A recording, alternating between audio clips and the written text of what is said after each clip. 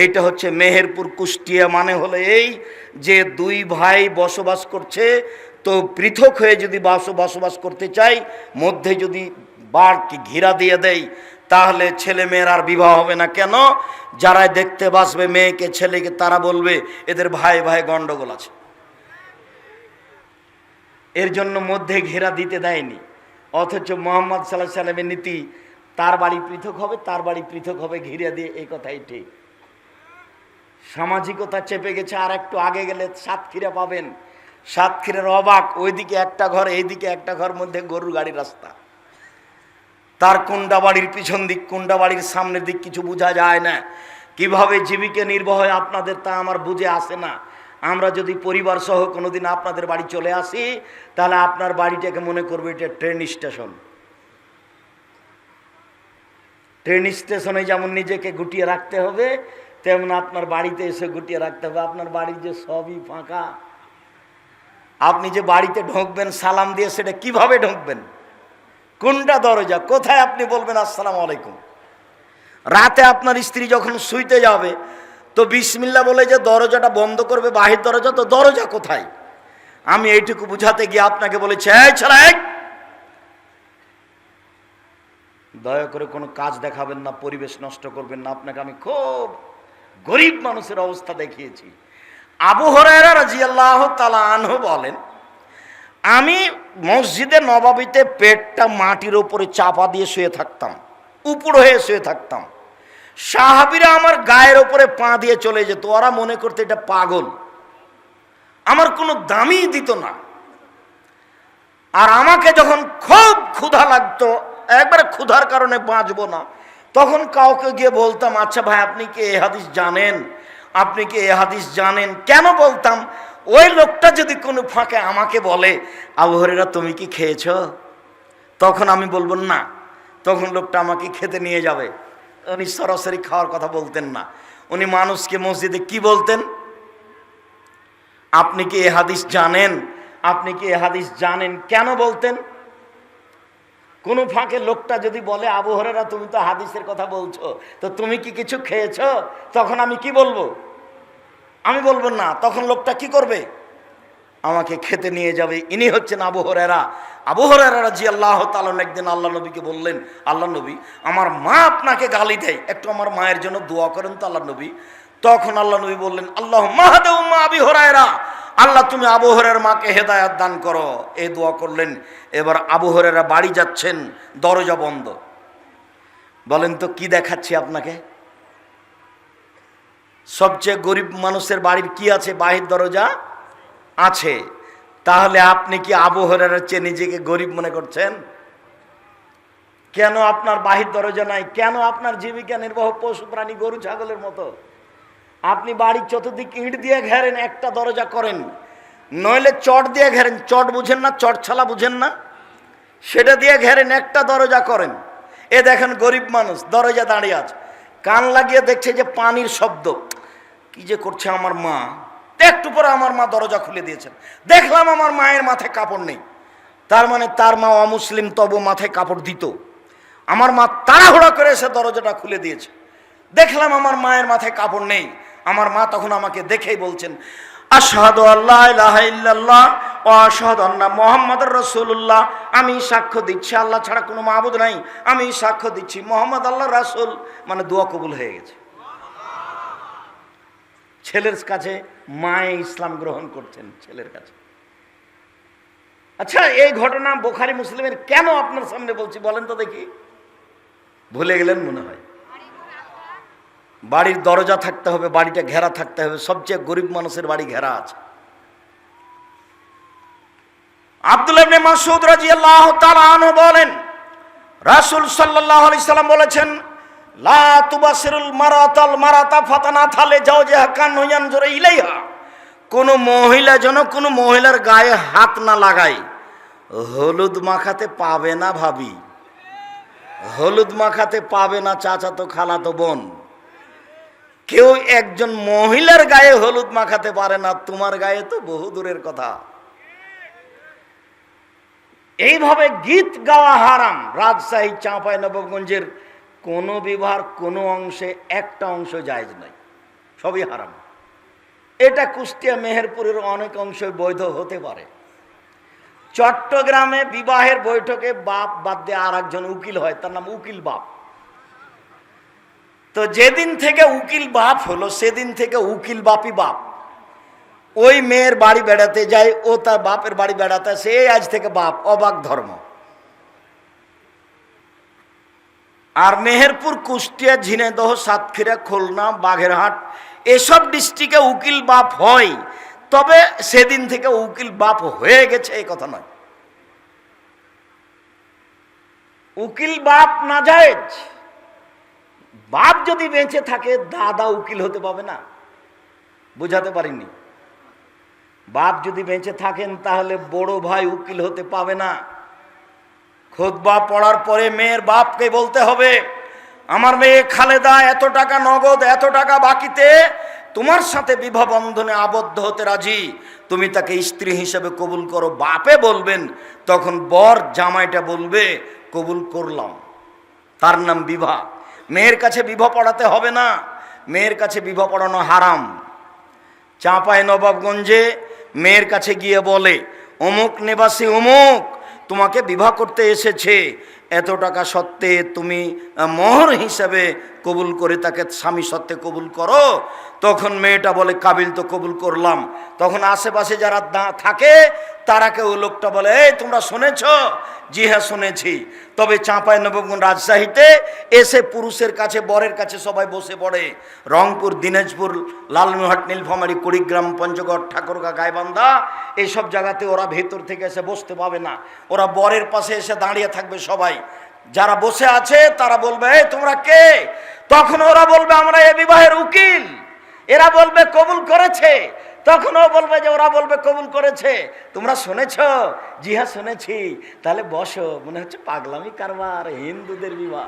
কলা গাছের চতুর্দিকে ঘুরে বিবাহ লেগেছে। অবাক কথা, হিন্দু মেয়েটা বলছে আমি এই মর্মে স্বীকৃতি দিচ্ছি যে তোমাকে উপার্জন করে খাওয়াইবো, তোমাকে বাড়িতে বসিয়া থাকিতে হইবে, তোমাকে কোনো কাজকর্ম করিতে হইবে না। তার নাম হিন্দু, তার নাম সাঁওতাল। আমাদের বিবাহ বৈঠকটা হারিয়ে গেছে ধর্ম থেকে। আব্দুল্লাহ ইবনে মাসউদ রাদিয়াল্লাহু তাআলা আনহু বলেন, রাসূল সাল্লাল্লাহু আলাইহি ওয়াসাল্লাম বলেছেন, পৃথিবীর মহিলারা তোমরা শুনে রাখো, আর একজনের গায়ে হাত লাগাতে পারবে না। কেন? ফাতানাথালে জাওজিহা কান্নু ইয়ানজুরু ইলাইহা। যার গায়ে হাত লাগাবে তার হাতটা তার চেয়ে বেশি নরম হতে পারে। সাহাবীগণ বলছেন, আল্লাহর নবীর হাতে যখন আমরা হাত লাগিয়েছি তখন আল্লাহ চেয়ে নরম, রেশমের চেয়ে নরম। হাদিস বুখারী মুসলিম। কি বললাম বলেন তো দেখি? সাহাবী যখন রাসূলের হাতের সাথে হাত লাগিয়েছে, মুসাফা করেছে, তখন হাতটা রাসূলের কেমন পেয়েছে? নরম, রেশমের চেয়ে নরম। আর তার শরীরের গন্ধটা আতরের চেয়ে বেশি গন্ধ, এ কথা সাহাবীগণ বলছেন। তো কোনো মহিলার গায়ে যদি হাত লাগায় তাহলে তার স্বামীর সামনে বলবে যে খালেদার হাতটা নরম, তখন তার স্বামী খালেদাকে অন্তরের চোখে দেখবে। অন্তরের চোখে আর একজন মহিলাকে দেখা নিষেধ। হাদিস বুখারী মুসলিম। তাহলে আপনার সিনেমা হলের ছবি কেমনে চলে? এই বোকা ছেলে, তোমার হাতে একটা বড় মোবাইল আছে, 24 ঘন্টা মোবাইলে ল্যাংটা মেয়ে আসছে, বলো তো তোমার ঈমান কেমনে থাকে? রাসূল সাল্লাল্লাহু আলাইহি সাল্লাম বলেন, আইনানে তাজনিনা জিনাহুমুন নাজর, দুই চোখের জেনা হচ্ছে চোখ দিয়ে দেখা। অল ওজনানের জেনা হল ইস্তেমাও, দুই কানের জেনা হচ্ছে কান দিয়ে শোনা। অল এক জেনা হাল বাদশ, হাতের জেনা হচ্ছে হাত দিয়ে ধরা। আর রিজিল জেনা হাল মাসি, পায়ের জেনা হচ্ছে এই পথে চলা। জেনাল কালব তাতান্নাস্তাহি, অন্তরের জেনা হচ্ছে পরিকল্পনা করা। জেনাল লিসানুন নুতক, জিহ্বার জেনা হচ্ছে কথা বলা। এগুলো সব জেনার মাধ্যম। মোবাইলের অপর নাম জাদু, মোবাইলের অপর নাম জেনা। তোমাকে বলে রাখছি, আজ থেকে তোমার মোবাইলে যেন কোনো মেয়ের নাম্বার না থাকে। আজ থেকে তুমি কোনো মেয়ের সাথে কথা বলো না। এইভাবে উঠো, আমার দিকে দেখো, এইভাবে উঠো। আস্তাগফিরুল্লাহ ওয়া তুবু ইলাইহি, তোমার কাছে আমি ক্ষমা ভিক্ষা চাই, তোমার কাছে ফিরে যেতে চাই। জিন্দেগি তার কখনো এই মেয়ের সাথে কথা বলিব না। এই মেয়ে তোমাকে বলছি, এই মেয়ে শোনো, তোমাকেই বলছি, তুমিও বলো আস্তাগফিরুল্লাহ ওয়া তুবু ইলাইহি। আমি ফাতেমা কিয়ামত পর্যন্ত, আমার মরণ পর্যন্ত আর কোনোদিন কোনো পুরুষের সাথে, যুবকের সাথে কথা বলিব না, তাহলে তুমি যে কোনো বিপদ থেকে বেঁচে যাবা। দুনিয়ায় যে কোনো বিপদ থেকে তুমিও বেঁচে যাবা। হাদিস বুখারী মুসলিম। কিভাবে বেঁচে যাওয়া? ওই যে তোমার জানা আছে, ওই যে তিনজন লোক রাস্তায় হাঁটছিল না, হাঁটতে হাঁটতে বৃষ্টি আসলো, তখন ওরা কোথায় ঢুকলো? একটা গর্তে ঢুকলো। তখন একটা পাহাড় থেকে বড় পাথর এসে গর্তের মুখে পড়ে গেল, এরা তার বের হতে পারবে না। তখন তিনজনের একজন বলছে, আল্লাহ আমার বাপ মাকে ভালোবাসি আমি, পাথরটা সরিয়ে দাও। তা আল্লাহ বললেন কিছু দিলাম। আর একজন বলছে, আল্লাহ আমি একটা লোককে কাজে নিয়েছিলাম, অর্ধেক দিন কাজ করে ও বাড়ি চলে যাবে, আমার কাজ করবে না। আমি বললাম অর্ধেক দিনের টাকা নাও। তো নিল না, রাগ করে চলে গেল। অনেক দিন পরে এসে আমাকে বলছে অর্ধেক দিনের টাকা দেন। আমি বললাম সব গরু ছাগল নিয়ে যাও। আমাকে বলছে মজাক করবেন না, অর্ধেক দিনের টাকা দেন। আমি বললাম মজাক করিনি, তোমার অর্ধেক দিনের টাকা দিয়ে গরু ছাগল করেছি, সব নিয়ে যাও। নিয়ে চলে গেল। তোমাকে সন্তুষ্ট করার জন্য যদি কাজটা করে থাকি, একটু পাথর সরিয়ে দাও। দিল। এখন তৃতীয় জন বলছে, আল্লাহর নবী আমার একটা চাচাতো বোন ছিল, খুবই সুন্দরী, আমি তার সাথে জেনা করতে চেয়েছিলাম। সে আমাকে বলেছিল 100টি স্বর্ণ মুদ্রা লাগবে। সে ভেবেছিল আমি গরিব মানুষ, আমি 100টা স্বর্ণ মুদ্রা সংগ্রহ করতে পারবো না। আমি হাড় ভাঙা পরিশ্রম করে 100টা স্বর্ণ মুদ্রা তাকে দিলাম। আমি জেনা করতে বসেছি। যখন জেনা আরম্ভ করব তখন আমাকে বলছে, আব্দুল্লাহ ইত্তাকিল্লাহ, এ আল্লাহর বান্দা, আল্লাহকে ভয় কর রে, আমাকে অসতী প্রমাণ করিস না। ফাকুমতা আনহা, আমি ওখান থেকে উঠে গেছি, তুমি এই গর্তের মুখ থেকে পাথর সরিয়ে দাও। আল্লাহ বললেন দিলাম। হাদিস তো বুখারী মুসলিম। তুমি যে কোনো বিপদ থেকে বেঁচে যাবা, যে কোনো বিপদ থেকে। তুমি আর একটা শোনো, আজ থেকে তুমি যদি এই মেয়ের সাথে কথা বলা বন্ধ করতে পারো, তাহলে 7 শ্রেণীর মানুষ বিশ্বের মাঠে বিশেষ চাহিদা থাকবে, তার মধ্যে তুমিও আছো। তুমি আর একটা শুনে রাখো, উপস্থিত বৈঠকের মুসলিম বোন একটু শুনে রাখেন, ধৈর্যের পরিচয় দিবেন। অনেক কষ্ট করে এসেছেন দূর থেকে গাড়ি ঘোড়ায়, একটু বসে থাকুন। আপনার কাছাকাছি আসছি, আপনাকে আমি কষ্ট দিতে চাইনি, আপনার জন্য অনেক ভালো কথা আছে, একটু অপেক্ষা করুন। সম্মানিত দিনী ভাই বোন, আমি আপনাকে বলছিলাম, আপনি যদি আজ থেকে মেয়ের সাথে গল্প করা বন্ধ করতে পারেন, তাহলে আল্লাহ আপনাকে জান্নাতুল মাওয়া দিবেন। আল্লাহ তাআলা বলছেন, অনাহ নাফসানিল হাওয়া ফাইনাল জান্নাতা হিয়াল মাওয়া। পৃথিবীর পুরুষ নারী শুনে রাখো, পৃথিবীর পুরুষ নারী শুনে রাখো, তোমরা যদি অশ্লীল কাজকে বন্ধ করতে পারো, আমি আল্লাহ তোমাদেরকে জান্নাতুল মাওয়া দিয়ে দিলাম। এটা আল্লাহর ওয়াদা।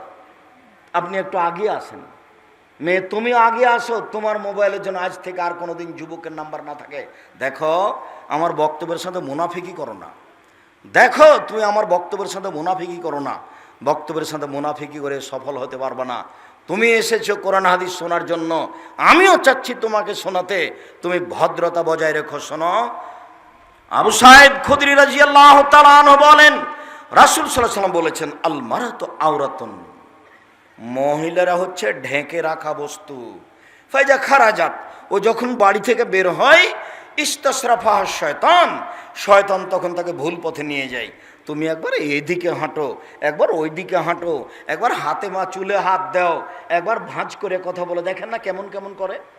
একবার রাস্তার এই দিকে যায়, একবার ওই দিকে যায়, একবার ভাঁজ করে কথা বলে, একবার চুলে হাত দেয়, একবার গায়ে হাত দেয়, কেমন করে ঢং করে কথা বলে, কেন জানি কেমন কেমন করে।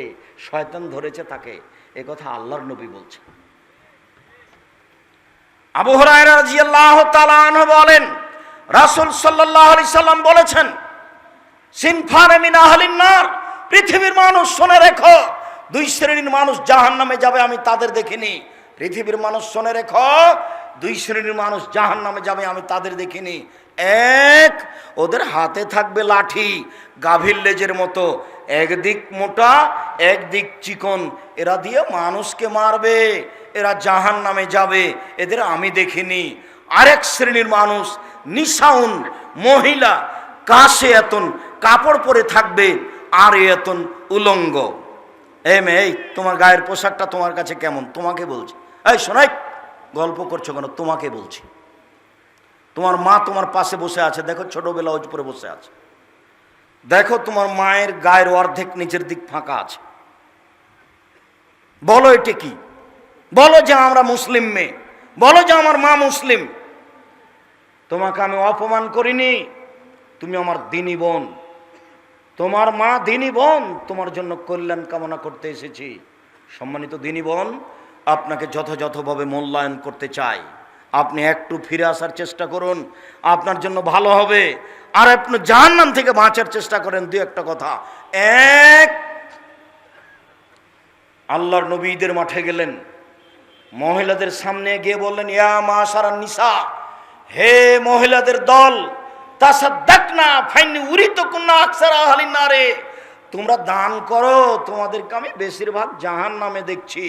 মহিলারা শোনো, তোমরা দান করো, আমি তোমাদেরকে জাহান্নামে বেশিরভাগ দেখছি। জাহান্নাম বলতে নারী আর নারী, জাহান্নাম বলতে নারী আর নারী। এক মিনিট, সালাত আদায় করে জান্নাত পাওয়া যায়, জান্নাত কিনা যায় না। সিয়াম পালন করে জান্নাত পাওয়া যায়, জান্নাত কিনা যায় না। হজ করে জান্নাত পাওয়া যায়, জান্নাত কিনা যায় না। তাসবিহ তাহলিল জিকির আজকার করে জান্নাত পাওয়া যায়, জান্নাত কিনা যায় না। দান করে জান্নাত কিনা যায়। তাই তিনি বলছেন, মহিলারা দান করো, তোমাদেরকে আমি বেশিরভাগ জাহান্নামে দেখছি। এবার মহিলারা কারণ বলছে যে কেন আমরা জাহান্নামে যাব বেশি, একটু বলুন তো। তখন আল্লাহ রসুল বলছেন, এই ছেলে, খেয়াল করো, তোমার মাকে বলে দিও, ও তো এসেছে আবার চলে গেছে, ও তো বুঝে না। তুমি তোমার মাকে বলে দিও জাহান্নামে বেশি কেন। আল্লাহ নবী বলছেন, এক, তুকসিরনা লানা, মহিলারা বেশি বেশি অভিশাপ করে, মহিলারা বেশি বেশি অপ্রয়োজনীয় কথা বলে, মহিলারা বেশি বেশি বদনাম করে, মহিলারা বেশি বেশি এর ওর কথা নিয়ে জড়িয়ে পড়ে, এই জন্য তারা জাহান্নামে যাবে। এক। দুই, ও এক ফরনালাশিরা, স্বামীকে মেনে চলে না, স্বামীকে মেনে চলে না। একটু আবার বলছি, আয়েশা রাদিয়াল্লাহু তাআলা আনহা বলছেন, আল্লাহর নবী একদা চন্দ্র সূর্য গ্রহণের সলাত শিখাচ্ছিলেন। গত জুমার আগের জুমায় ছিল চন্দ্র সূর্য গ্রহণের সলাত। আল্লাহ নবী সলাত শিখাচ্ছেন। তো সলাত শেষে সাহাবীগণ বলছেন, আল্লাহর নবী, আপনি সলাতের মধ্যে হাত বাড়িয়ে কি নিলেন? আবার দেখলাম খালি পিছে উঠছেন, এইটা কেন? এবার আল্লাহ রসুল বলছেন উত্তর, শোনো, আমি সলাতের মধ্যে জান্নাত দেখলাম। তা না বলতো উনকুদান, আমি মনে করলাম যে জান্নাত থেকে একটা ফলের গোছা নিয়ে নি। লাউ আখাযতুহু লাকালতুম মা বাকিয়াতি দুনিয়া, যদি একটা ফলের গোছা নিয়ে নিতাম তাহলে পৃথিবীর মানুষ কিয়ামত পর্যন্ত খেত। তারপর আমি জাহান্নাম দেখলাম। এত কঠিন অবস্থায় আমি জাহান্নাম কোনোদিন দেখিনি, তাই আমি পিছে হটছিলাম। শোনো, আমি জাহান্নামে বেশিরভাগ নারী দেখলাম। তো সাহাবীগণ বললেন, কেন? তখন আল্লাহ রসুল বলছেন, বেকুফরেহীন না, ওরা কুফরি করে এই জন্য। তখন সাহাবীগণ বলছেন, একফুরনা বিল্লাহ, আল্লাহর কুফরি করে? তখন রাসূল বলছেন, না, একফুরনা লাশিরা, স্বামীকে মানে না। আমি কিন্তু অনবদক দিনী বোন, আপনাকে আমি কষ্ট দিতে চাইনি। আপনার জন্য জান্নাত সহজ, এটা আমি বলছি, একটু পরে বলছি, আপনি শোনেন একটু। স্বামীকে মানে না। এরপরে আল্লাহ রাসূল থামলেন না, বলছেন যে ওরা এমন, লাউ আহসানতা ইলা ইহদাহুন্না দাহারা, ওদের সাথে যদি সারা জীবন ভালো আচরণ করো, নরম ভালো কাপড় কিনে দাও, লাউ রাত মিনকা শায়ান, তোমার যদি একটু ভুল দেখে তাহলে বলবে মা রাআইতু খায়রান কাত্তু, তোমার মধ্যে কোনোদিন ভালো দেখিনি, চট করে এটা বলে ফেলবে। এবার উপস্থিত বৈঠকের মুসলিম বোন, আপনার নিকটে ফিরে আসলাম।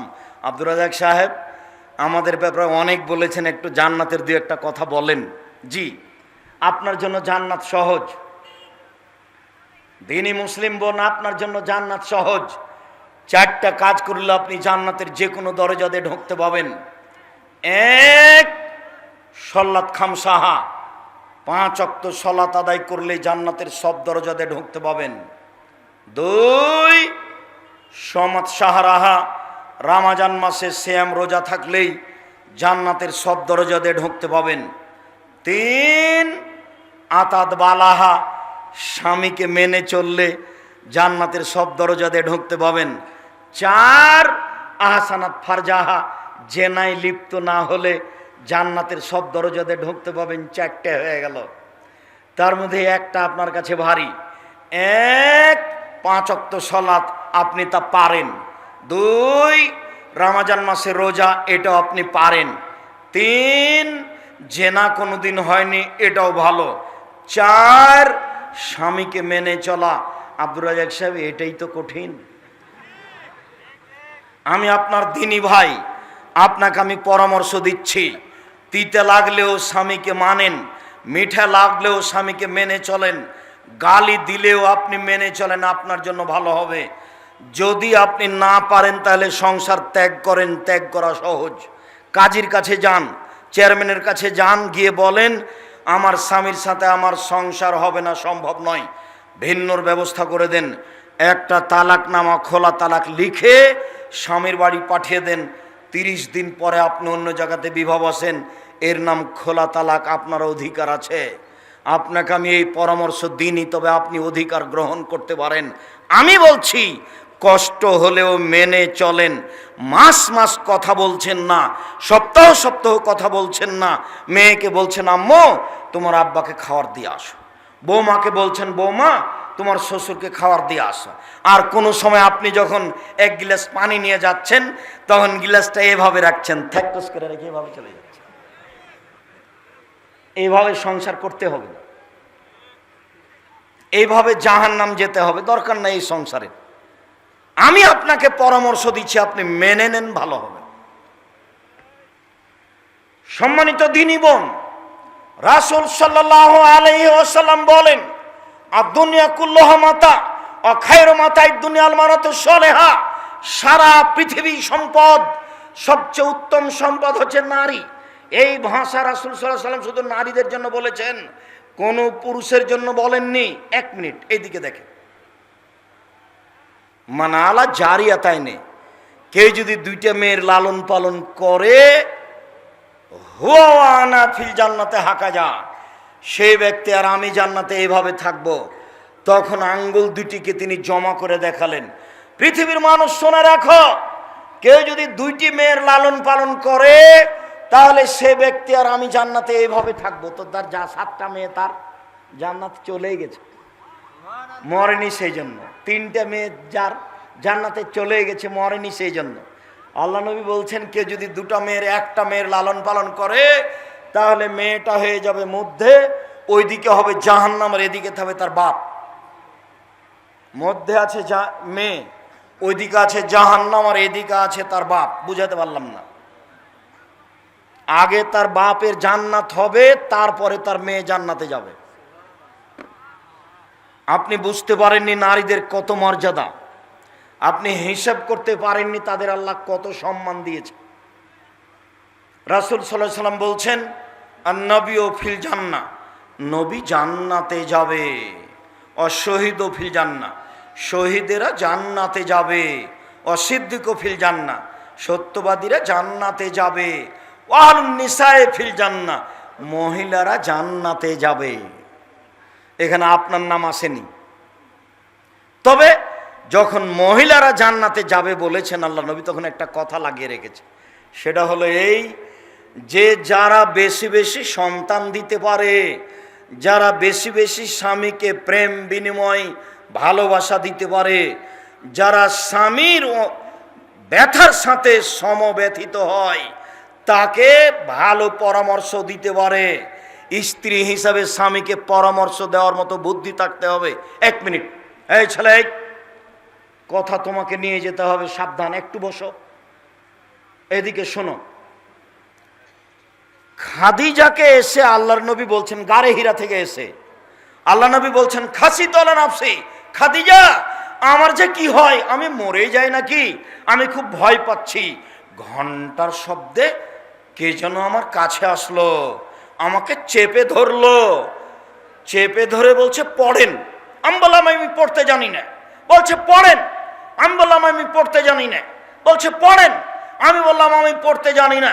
তখন আমাকে বলছে ইকরা বিস্মে রাব্বিকাল্লাযী খালাক, আপনি আপনার প্রতিপালকের নামে পড়েন। আমি পিছে পিছে পড়লাম, উনি আগে আগে পড়লেন। খাদিজা আমি ভয় পাচ্ছি, আমার যে কি হয়। এবার খাদিজা কি বলছে দেখেন, এইটুকু আপনার স্ত্রীকে হতে হবে। এবার খাদিজা রাদিয়াল্লাহু আনহা বলছেন কাল্লা, কখনো নয়, অসম্ভব, এটা হতে পারে না, আপনার কোনো ক্ষতি হবে না, কোনো সমস্যা নেই। এই কথা কে বলছে বলেন তো? স্ত্রী। তো সমাজে গন্ডগোল লেগেছে, তা আপনার উপরে খুব বিপদ, তো আপনার স্ত্রী কি বলবে? চিন্তা করবেন না, কোনো সমস্যা নেই, চিন্তা করবেন না, কোনো সমস্যা নেই, ইনশাআল্লাহ ঠিক হয়ে যাবে। এই কথা কে বলবে? স্ত্রী। ভালো পরামর্শ দেওয়ার একটু বুদ্ধি থাকতে হবে। দুনিয়ার হোঁচলা বেটি ছেলে কিছুই বুঝে না, খালি ঢং ঢং করে কথা বলার, খাওয়ার, বাজারে যাওয়া। বউকে বাজারে যেতে দিবেন না। স্বামী হলে 5টা জিনিস লাগে, খুব সাবধান। 1, যে মানের খাবেন সে মানের খাওয়াবেন। 2, যে মানের পড়বেন সে মানের পড়াবেন। 3, কটু কথা বলবেন না, কখনো বলবেন না ঠোঁটটা কালো, কখনো বলবেন না রংটা কালো, শুধু প্রশংসা করবেন, সারা রাত পা টিপে দিবে। 4, মুখের উপরে মারবেন না। 5, নিজের বাড়ি ছাড়া কোথাও যেতে দিবেন না। পুরুষ হলে এই 5টা করতে হবে। খালার বাড়ি যেতে পাবে না, ফুফুর বাড়ি যেতে পাবে না, নানির বাড়ি যেতে পাবে না, মায়ের বাড়ি যেতে পাবে না, জরুরি প্রয়োজন ছাড়া বাড়ি ত্যাগ করতে পাবে না। বাজার তো বহু দূরের কথা। বাজার গেছে কাপুসের স্ত্রী, আমাদের তো চলে, কই আমরা তো কোনোদিন বাজারে যাই না, তবুও তো চলছে, আমরা তো দুনিয়াতে বেঁচে আছি। আপনি আমার সাথে কথা বলে মোবাইলে যদি রিং দেন, তাহলে আমি শুধু অন করতে পারি, আপনার নামটা আমি সেভ করে ধরে রাখতে পারি না। আমি তো দুনিয়াতে আছি বেঁচে। আপনি তো মনে করছেন যে আব্দুর রাজ্জাক সাহেব আমার নামটা, একটু নাম্বারটা ধরে রাখলো না। কত বললাম যে ভাই সেভ করে রাখেন, আমি তো সেভই করতে পারি না। যার জন্য আপনার নাম্বারটা আমি বুঝতে পারিনি। আপনি যখন রিং দিয়েছেন তখন আমি বলছি কে। অবাক কথা, কালকে আপনার হাতে 50,000 টাকা দিলাম, আপনি আজকে বলছেন কে। মানে খালি যদি আপনি টাকাটা দিয়েও বাহির দরজায় গিয়ে আবার রিং দেন, দিয়ে বলেন যে আমি অমুক বলছি, তো আমি বলবো কে আপনি। আপনি মন খারাপ করিয়েন না। জামিয়া সালাফিয়াতে দান করবেন আমাকে খুশি করার জন্য নয়। ওখানে আমার কাছে কোনো অতিরিক্ত সম্মান পাবেন এটা আমি বুঝতে পারি না। আপনি কোটি টাকা দিলেও আপনাকে ধরে রাখতে হবে, এ মাথাতে আমার হিসাব নেই। আমি বলেছি পতিতালয়ের মহিলা যদি কুকুরকে পানি পান করে জান্নাত পেতে পারে, আপনি জামিয়া সালাফিয়াতে ভালোবাসা দেখিয়ে 10টা টাকা দান করলে আপনি জান্নাত পাবেন ইনশাআল্লাহ। জামিয়া সালাফি একটা প্রতিষ্ঠান যেটা দলমুক্ত, জামিয়া সালাফি একটা প্রতিষ্ঠান যেটা শিরক মুক্ত, জামিয়া সালাফি একটা প্রতিষ্ঠান যেটা বিদআত মুক্ত, জামিয়া সালাফি একটা প্রতিষ্ঠান কাউকে উঁচু করা লাগে না, কাউকে নিচু করা লাগে না, কাউকে উঠানো লাগে না, কাউকে নামানো লাগে না। আমাকে সম্মান দিয়ে এভাবে আনতে হবে না আমি আব্দুর রাজ্জাক বিন ইউসুফ। আপনি যতই সম্মান দেন আমি লুঙ্গি পরে আছি। আমি আপনার কাছে সম্মান পেতে চাইনি। আমি ওখানে বলছি বারবার, আল্লাহ আমি আমল দিয়ে জান্নাত যেতে পারবো এটা আমার মনে হয় না, কেননা আমার জীবনটা সফর দিয়ে ঘেরা, ইবাদত করতে পারলাম না।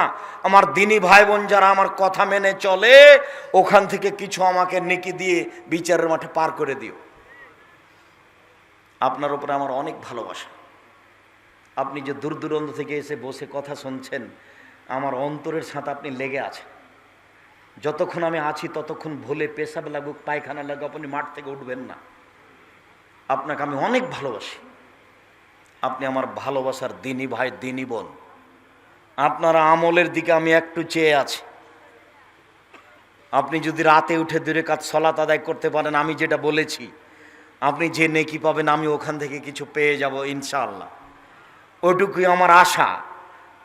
জীবনটা সফর দিয়ে ঘেরা আছে, জীবনটা মানুষের গালি দিয়ে ঘেরা আছে, জীবনটা মানুষের বিরোধী দিয়ে ঘেরা আছে। বুঝতে পারলাম না, কোনোদিন কারো বিরোধিতা করিনি, কারো বিরুদ্ধে কোনোদিন কথা বলিনি। এরপরেও যখন মোবাইলে রিং হচ্ছে, অন যখন করি, তখন দেখি আপনি একবারে গালি দিয়ে ভরে ফেলে দিলেন। আপনাকে আমি কোনোদিন ধর্মের নামে ফাঁকি দিইনি। আপনি আমার দিনী ভাই, আপনি আমার দিনী বোন, আপনাকে আমি অনেক ভালোবাসি। সম্মানিত দিনী বোন, আপনাকে আমি অনুরোধ জানিয়ে বলতে চাই, আপনার জন্য জান্নাত সহজ। সব ঘটনা ছেড়ে দিলাম, একটু আপনাকে শোনাচ্ছে। এই ছেলে, তোমাকে তো কথাটা নিয়ে যেতে হবে। খুব কষ্ট দিলাম, আপনি দিন বোন, আপনাকে কষ্ট দিনি। আপনাকে আমি ইব্রাহিমের স্ত্রী সারার মতো মনে করছি, ইব্রাহিমের স্ত্রী সারার মতো আপনাকে মনে করছি। আরে আপনাকে জাহান্নামী বলবো কেন? আপনি ছোটবেলা উজপরে পেট দেখাচ্ছেন, আপনাকে আমি ঘৃণা করব কেন? আপনাকে আমি সারার মতো মনে করছি। এ দেখেন, ইব্রাহিম আলাইহিস সালাম তার স্ত্রী সারাকে নিয়ে এক এলাকায় ঢুকলেন। সেই এলাকায় ছিল স্বৈরাচারী শাসক। স্বৈরাচারী শাসককে বলা হলো, ইব্রাহিমের সাথে একজন মহিলা আছে, সে সারা পৃথিবীতে সবচেয়ে সুন্দরী। ইব্রাহিম আলাইহিস সালামকে বলা হলো, যেই মহিলা আপনার সাথে আছে কে? ইব্রাহিম আলাইহিস সালাম বললেন, হে উখতি, এ আমার বোন। এরপরে তিনি স্ত্রীর কাছে গিয়ে বললেন, শোনো সারা, আমি আকবর তো আন্নাকে উখতি, আমি তাদের বলে দিয়েছি তুমি আমার বোন, আমি তাদের বলে দিয়েছি তুমি আমার বোন। ফালা তুকাদ্দিবি বিহাদিসি, তুমি আমাকে মিথ্যুক প্রমাণ করো না। তুমি যদি বলো সে আমার স্বামী, তাহলে আমি মিথ্যুক হয়ে যাব। সারা শুনে রেখো, ইন আলালার যে মোমেন গাইরো গায়রকে, তুমি আর আমি ছাড়া মাটির উপরে কোনো মুসলমান পুরুষ নারী নাই। এই হিসাবে আমরা দুজন ভাই বোন বটে। মাটির উপরে আমি আর তুমি ছাড়া কেউ মুসলমান মোমেন পুরুষ নারী নেই। এই হিসাবে আমরা ভাই বোন বটে। এই পর্যন্ত বলার পরে স্ত্রীকে রক্ষা করতে পারলেন না। ফারসালা বেহা এলাইহে, স্ত্রীকে বললেন তুমি যাও, স্বৈরাচারী শাসকের কাছে যাও। স্বৈরাচারী শাসকের ঘরে ঢুকতেই ফাঁকামা এলাইহা, স্বৈরাচারী শাসক তার দিকে দাঁড়িয়ে আগালো, হাত বাড়িয়েছে তাকে ধরবে। তখন সারা বলছেন, থামেন, আগে অজু হবে, 2 রাকাত সালাত হবে। অজু করে 2 রাকাত সালাত আদায় করে বলছেন, আল্লাহুম্মা ইন কুনতু আমানতু বিকা, আমি যদি তোমাকে মেনে নিয়ে থাকি তুমি আল্লাহ, ওয়ামানতু বিরাসুলিকা, আমি তোমার রাসূল ইব্রাহিমকে রাসূল বলে যদি মেনে নিয়ে থাকি, আমি বলি না ইব্রাহিম স্বামী, আমি বলছি ইব্রাহিম নবী। ওয়াসান্ত ফারজিলালা জাওজি, আমার লজ্জা স্থান আমার স্বামী ছাড়া জিন্দেগিতে কোনোদিন কাউকে ব্যবহার করতে দিনি। এই 3টা কথা যদি সত্য হয়ে থাকে, 1 তুমি আল্লাহ, 2 ইব্রাহিম নবী, 3 আমি কোনোদিন জেনা করিনি, এই 3টা কথা যদি ঠিক হয়ে থাকে, ফালা তুসাল্লে তালাল কাফেরা, এই নির্জনে যেন সে লোক আমার গায়ে হাত লাগাতে না পারে। কথা বলা শেষই হয়নি, স্বৈরাচারী শাসক উল্টে পড়ে গেছে। আপনি আমার দিনী বোন, আপনি পারেন? আপনার পেটটা দেখা যাচ্ছে, আপনি কি সাহস করবেন বলেন? আপনার মাথায় কাপ চুল আছে, কাপড় নেই, আপনি কি সাহস করবেন বলেন? দেখেছেন কেমন সাহস, দেখেছেন কেমন গতি? 1 মিনিট, দিনী বোন আপনাকে বলছি, এদিকে দেখেন। আবু হুরায়রা রাদিয়াল্লাহু তাআলা আনহু বলেন, যা জিবরাইল এলান নবী সাল্লাল্লাহু আলাইহি সাল্লাম, জিবরাইল আল্লাহর নবীর কাছে আসলেন। খুব ভালো করে বুঝতে হবে, কে আসলেন বলেন তো? জিবরাইল এসে বলছেন, হাজেহি খাদিজা, ওই যে ওটা খাদিজা আতাত, আপনার কাছে আসছে। মা এনাউম, তার সাথে একটা বাটি আছে, ফিহে এদামুন তামা, তাতে আছে খাদ্য, তাতে আছে তরকারি, তাতে আছে খাদ্য, তাতে আছে তরকারি। হে নামা আতাতে লাইকা, যখন চলে আসবে আপনার কাছে, ফাকরা আলাইহা সালাম মিন রাব্বিহা মিন্নি, আপনি তাকে সালাম দিয়ে দেন, খাদিজা তোমার আল্লাহ তোমাকে সালাম দিয়েছে। তাকে একটু বলে দেন, খাদিজা জিবরাইল তোমাকে সালাম দিয়েছে। এবার দেখুন তো খাদিজা কত সম্মানী মহিলা। আল্লাহ নবী আয়েশাকে বলছেন, আয়েশা শোনো শোনো শোনো, হাজা জিবরাইল ইকরাকা সালামা, এই যে জিবরাইল তোমাকে সালাম দিল, এই যে জিবরাইল তোমাকে সালাম দিল। তখন আয়েশা রাদিয়াল্লাহু তাআলা বলছেন, ওয়া আলাইহিস সালাম ওয়া রাহমাতুল্লাহ, জিবরাইল কো সালাম, তার উপরে শান্তি, জিবরাইল কো সালাম, তার উপরে শান্তি। হুয়া তারা ওয়ালা নারা, তিনি তো দেখতে পান, আমরা তো দেখতে পাই না। মোহাম্মদ সাল্লাল্লাহু আলাইহি সাল্লাম জিবরাইলকে দেখতে পাচ্ছেন, আমরা তো দেখতে পাই না। এক বিছানে 3 জন, এক খাটে 3 জন, এক ল্যাপের নিচে 3 জন, মোহাম্মদ সাল্লাল্লাহু আলাইহি সাল্লাম, জিবরাইল, আয়েশা, কিন্তু আল্লাহর নবী বুঝতে পারছেন ইনি জিবরাইল, কিন্তু আয়েশা রাদিয়াল্লাহু তাআলা বুঝতে পারছেন না। তাই বলছেন, আপনি তো দেখতে পান, আমি তো দেখতে পাই না। আপনি তো দেখতে পান, আমরা তো দেখতে পাই না। যেহেতু জিবরাইল আমাকে সালাম দিল, আমি বলছি ওয়ালাইহিস সালাম ওয়া রাহমাতুল্লাহ। দিনী বোন, আপনাকে আমি খাদিজার মতো মনে করি। আপনার সাথে শেষ জরুরি কথা। এই ছেলে, থামো, ব্যস্ততা দেখায়ও না। আর তোমাকে আমি খুব ভালোভাবে বলেছি শুরুতেই যে দিন প্রচার করতে এসেছি 3 পদ্ধতিতে: মুখে, কলমে, মিডিয়ায়। মিডিয়া হচ্ছে তোমার চোখের সামনে আছে। এর কারণেই যারা আজকে মাঠে আসতে পারেনি তারা বাড়িতে শোনে। রাস্তাঘাটে ঢুকলে দেখা যায় বহু মানুষ, বিমানবন্দরে ঢুকলে বহু মানুষ দৌড়িয়ে আসে। কোনোদিন আমার সামনাসামনি বক্তব্য শোনেনি, মোবাইলে শুনে পরিবর্তন হয়ে দাড়ি ছেড়ে দিয়েছে। এভাবে দাড়ি ছাড়া আছে, বলছে আপনাকে জীবনে কোনোদিন সামনে পাশ থেকে দেখিনি, আপনার কথা শুনে আমি দাড়ি ছেড়ে দিয়েছি। দেখেন, প্যান্ট কেটে রেখেছি টাকনোর উপরে, আপনার সামনে কোনোদিন আমি সামনাসামনি হইনি। কত নিবেন? বিমানবন্দরে ঢুকেছি তো একটা মেয়ে লাফ দিয়ে উঠে বলছে আসসালামু আলাইকুম। আমি ছিলাম আধুনিক অত্যাধুনিক মেয়ে, আমি আপনার কথাই পরিবর্তন হয়েছি।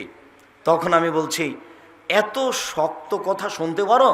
তখন উত্তর বলছে শক্ত নয়, সত্য কথা।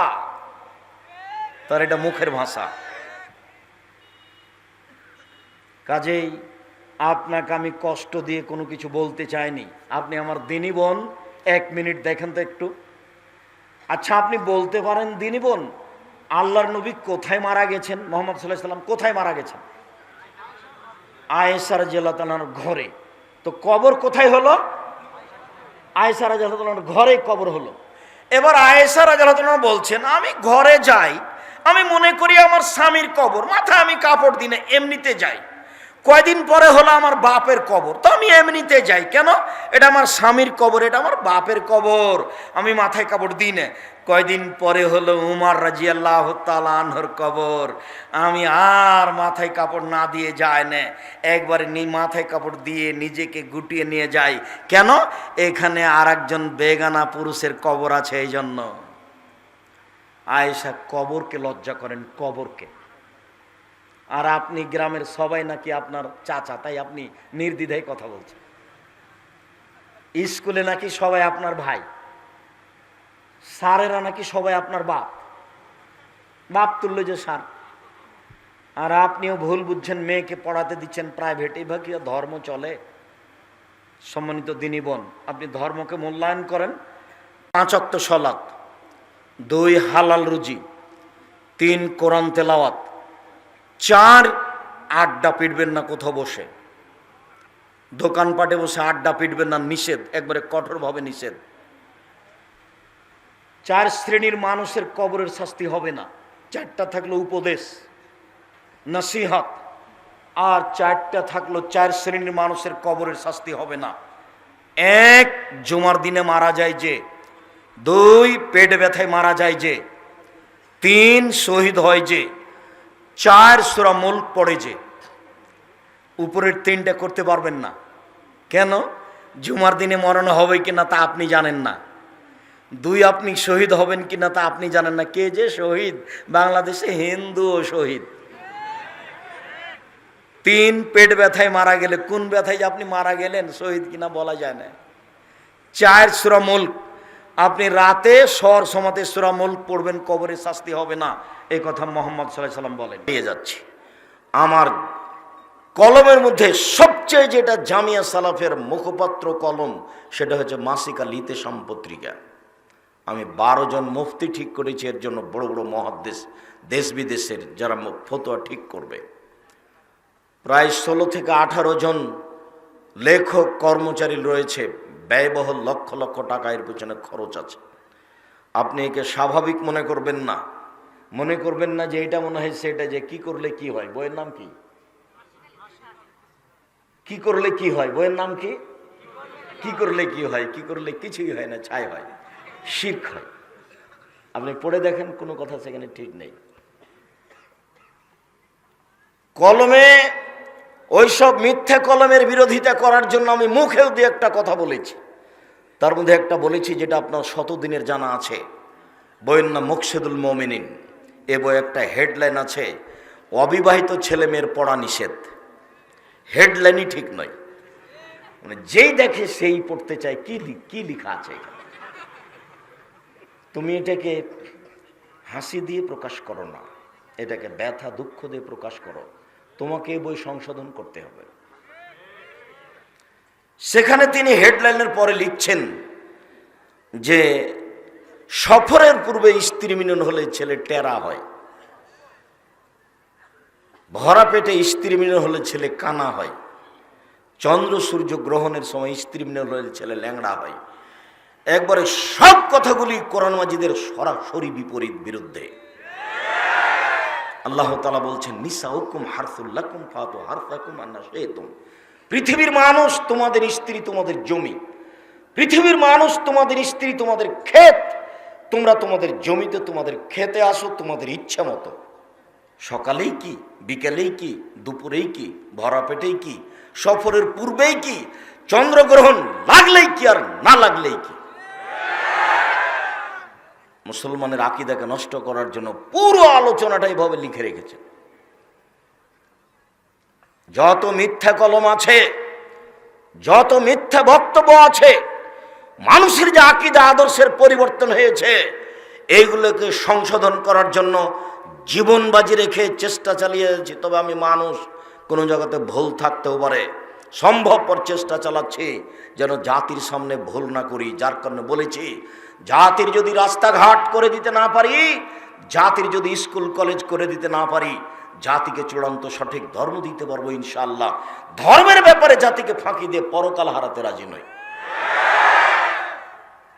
আমার মনে বড় স্বাদ, আমি এদেশের মাটিতে উন্নত মানের প্রতিষ্ঠান গড়বই ইনশাআল্লাহ। সেটাই জামিয়া সালাফিয়া ডাঙ্গিপাড়া পবা রাজশাহী, জামিয়া সালাফিয়া রূপগঞ্জ নারায়ণগঞ্জ ঢাকা, জামিয়া সালাফিয়া তেঘরা বিরল দিনাজপুর, সেটাই জামিয়া সালাফিয়া 6 মাইল বাবুগঞ্জ বরিশাল। এরকম আরও একাধিক প্রতিষ্ঠান গড়ব ইনশাআল্লাহ, যেখানে ছেলে মেয়েরা বাংলা, ইংরেজি, আরবি উন্নত মানের শিক্ষা অর্জন করে জাতির অন্যায়ের বিরুদ্ধে লড়বে মুখে কলমে মিডিয়ে। আমি আমার অন্তরের কথা, মনের কথা জাতির সামনে প্রকাশ করে রেখেছি, প্রকাশ করে রাখছি। জাতিকে আমি বলেছি, আমার দিনী ভাই বোনকে বলেছি, যারা দেশ বিদেশে আছেন, সামনে আছেন, যন্ত্রের মাধ্যমে আমাদের সাথে আছেন, সাথে থাকবেন, তাদেরকে আমি জোরালোভাবে অনুরোধ জানিয়ে, দাবি জানিয়ে বলেছি, আপনি জামিয়া সালাফের জন্য দোয়া করেন। খালি মুখে বলেন আল্লাহ তুমি জামিয়া সালাফেকে কবুল করো। ওপরে যদি কবুল হয়ে যায় তাহলে মাটিতে সব কাজ সহজ, আর যদি উপরে কবুল না হয় তাহলে যতই চেষ্টা করেন আপনি সফল হতে পারবেন না। আপনার দানের হাত পরে, আল্লাহ তুমি কবুল করো এই কথাটা আগে। সম্মানিত দিনী ভাই বোন, আর বছরে যে একটা প্রোগ্রাম করে থাকি, এইটা আপনার জামিয়া সালাফের উপরে ভালোবাসার জন্য, আপনি যেন তার সব কাজের সাথে জড়িয়ে যেতে পারেন, অংশগ্রহণ করতে পারেন। আপনার যতগুলো ভুল ভ্রান্তি কথা ও কর্ম আছে, ইবাদত আছে, সেগুলি থেকে যেন আপনি ফিরে আসতে পারেন। যার কারণে যারা জামিয়া সালাফের সম্মেলনে উপস্থিত হন, তাদেরকে আমি কোনো দলীয় কথা বলতে দিই না। তারা কারো বিরুদ্ধে কথা বলতে পাবেন না, বিষয়ভিত্তিক কোরআন এবং হাদিসের আলোচনা করেই তাকে আসতে হবে। যার কারণে আপনার ভালোবাসার প্রতিষ্ঠানে এবছরের জন্য সম্মেলন দেওয়া আছে 22-23 ডিসেম্বর, জামিয়া সালাফিয়া ডাঙ্গিপাড়া পবা রাজশাহী।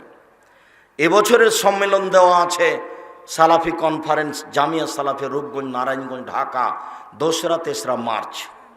এবছরের সম্মেলন দেওয়া আছে জামিয়া সালাফিয়া তেঘরা বিরল দিনাজপুর, 3রা ফেব্রুয়ারি। আপনি সশরীরে উপস্থিত হবেন, ভালোবাসা দিবেন, ওখান থেকে সঠিকটা নেওয়ার চেষ্টা করবেন।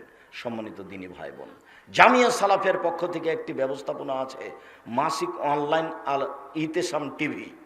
আমি চেষ্টা চালিয়েছি এর মাধ্যমে মানুষের আকীদাকে পরিবর্তন করার। আমি ওই সময়তে দীর্ঘ একটা লম্বা আলোচনা করে আসছি। সেই সময়তে যখন এদেশে করোনা দেখা দিয়েছিল, 2020 সালের করোনাকে লক্ষ্য করে আমি যা আলোচনা করেছি পবিত্রতাই, তাতে মুহাম্মদ সাল্লাল্লাহু আলাইহি সাল্লামের পবিত্রতাকে সবার উপরে রেখেছি। হাত এইভাবে ধুইতে হবে কেন? ঘুম থেকে উঠে হাত আগে পরিষ্কার করতে হবে 3 বার ভালো করে ধুয়ে, তারপর পানিতে হাত দিতে হবে। এইভাবে হাত তিনি ধুইতে বললেন কেন? তিনি হচ্ছেন মুহাম্মদ সাল্লাল্লাহু আলাইহি সাল্লাম, তারই নাম পবিত্রতা। স্বামী স্ত্রী মিলনের পরে হাত মাটিতে মেজে, লজ্জা স্থান ধৌত করার পরে হাত মাটিতে মেজে হাতকে সুন্দর করে ধুয়ে পরিষ্কার করার পরে ওযু করতে হবে কেন? এই পবিত্রতা যিনি দিয়েছেন তিনি মুহাম্মদ সাল্লাল্লাহু আলাইহি সাল্লাম।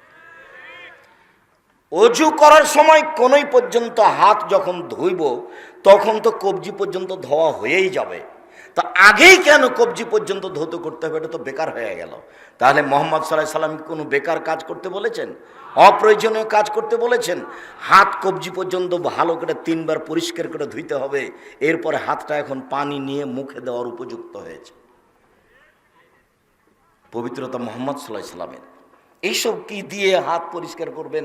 রাস্তাঘাটে মেয়েরা মহিলারা সেটা দিচ্ছে, সে দিয়ে হাত পরিষ্কার করতে হবে, এই নীতি মুহাম্মদ সাল্লাল্লাহু আলাইহি সাল্লাম দেননি। ঘুম থেকে উঠে দাঁত পরিষ্কার করতে হবে কেন? ওযু করার পূর্বে দাঁত পরিষ্কার করতে হবে কেন? বাড়ির বাহির থেকে ভিতরে আসলে দাঁত পরিষ্কার করতে হবে কেন? পেশাব পায়খানার পরে পানি দিয়ে পবিত্রতা অর্জন করতে হবে কেন? পেশাব পায়খানা থেকে পরিষ্কার হওয়ার পরে হাত মাটিতে মেজে, সাবানে মেজে হাত ধুয়ে পরিষ্কার করতে হবে কেন? লন্ডন, আমেরিকা, চীন, জাপান, অস্ট্রেলিয়া যান, পানিরই ব্যবস্থা নেই, পানি খরচ করারও ব্যবস্থা নেই। তার মানে মুহাম্মদ সাল্লাল্লাহু আলাইহি সাল্লামের নীতির সাথে তাদের নীতি মিল খায়নি।